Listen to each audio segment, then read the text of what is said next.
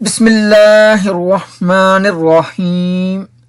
السلام علیکم سامعین کرام۔ عربی زبان کا مختصر علم قرآن کو سمجھنے کی حد تک۔ آئیے قرآن کو سمجھ کر پڑھیں کے سلسلے کے سبق نمبر 116 کے ساتھ حاضر خدمت ہوں۔ سامعین کرام، آج ہم اپنے اس سبق میں باب تفاعل کا استعمال پڑھیں گے۔ سامعین کرام، ابواب ثلاثی مزید کا باب نمبر 5 باب تفاعل، اس میں معروف اور مجہول، جسے انگلش میں ایکٹیو اینڈ پیسو وائز کہتے ہیں۔ معروف میں تفاعل فعل ماضی، یتفاعل فعل مضارع، مجہول میں تفوعل فعل ماضی، یتفاعل فعل مضارع۔ سامعین کرام، باب تفاعل میں 3 حرفی مادہ سے پہلے تا اور پہلے حرف کے بعد الف یا حمزہ کا اضافہ ہوتا ہے، اور اس میں معانی میں تبدیلی یہ ہے کہ شراکت کا مفہوم پایا جاتا ہے اور ترجمہ ہوتا ہے باہم آپس میں 2 اشخاص یا 2 گروہوں میں سے دونوں کا فاعل ہونا۔ تو آئیے اب اس کی چند ایک مثالیں پڑھ لیتے ہیں۔ مثلا سأل، اس کا مطلب ہے سوال کرنا۔ تساءل فعل ماضی، یتساءل فعل مضارع، یعنی ایک دوسرے سے سوال کرنا۔ اس کے بعد ہے رجع، رجع کا مطلب ہے رجوع کرنا یا لوٹنا۔ تراجع فعل ماضی، یتراجع فعل مضارع، یعنی ایک دوسرے کی طرف رجوع کرنا۔ اس کے بعد ہے قسم، قسم کا مطلب ہے قسم کھانا، قسم اٹھانا۔ تقاسم فعل ماضی، یتقاسم فعل مضارع، یعنی آپس میں قسم کھا کر عہد کرنا۔ پھر اس کے بعد ہے حکم، حکم کا مطلب ہے آپس میں فیصلہ کرنا، حکم کرنا۔ تحاکم فعل ماضی، یتحاکم فعل مضارع، یعنی آپس میں مل کر فیصلہ کرنا۔ باب تفاعل، معروف میں تفاعل فعل ماضی، یتفاعل فعل مضارع، مجہول میں تفوعل فعل ماضی، یتفاعل فعل مضارع۔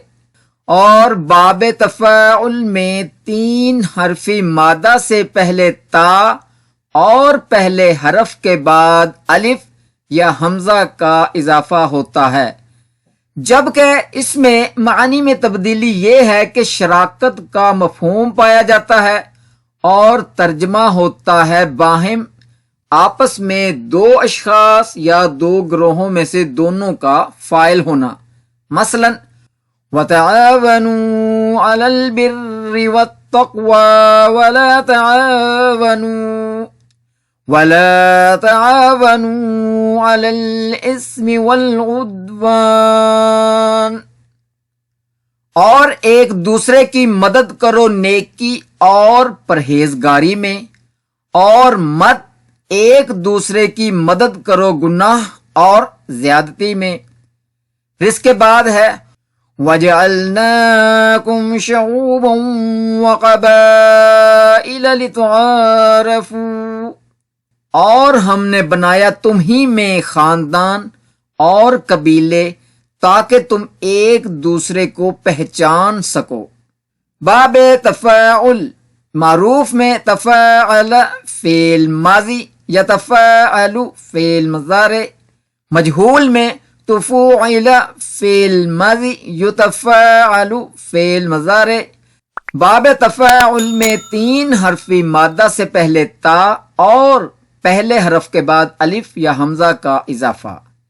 اس کے معانی میں تبدیلی یہ ہے کہ شراکت کا مفہوم پایا جاتا ہے اور ترجمہ ہوتا ہے باہم، یعنی آپس میں 2 اشخاص یا 2 گروہوں میں سے دونوں کا فاعل ہونا۔ مثلا یا ایہا الذین آمنوا اطیعوا اللہ واطیعوا الرسول وَأُولِي الْأَمْرِ مِنْكُمْ۔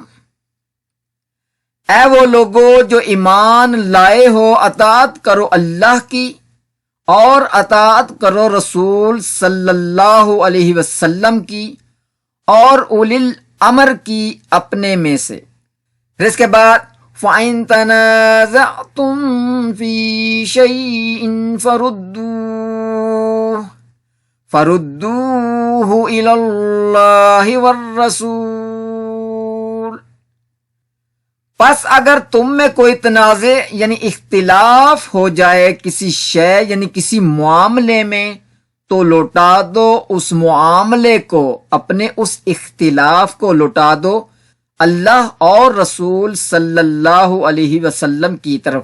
یعنی اللہ وحدہ لا شریک نے اس آیت میں پیغام دیا ہے کہ اگر کسی شخص کا اپنے وقت کے امیر سے کوئی کسی معاملے میں اختلاف ہو جائے تو اسے یعنی اپنے اختلاف کو قرآن اور حدیث کی طرف لوٹا کر اس کا وہاں سے حل نکال لیا جائے۔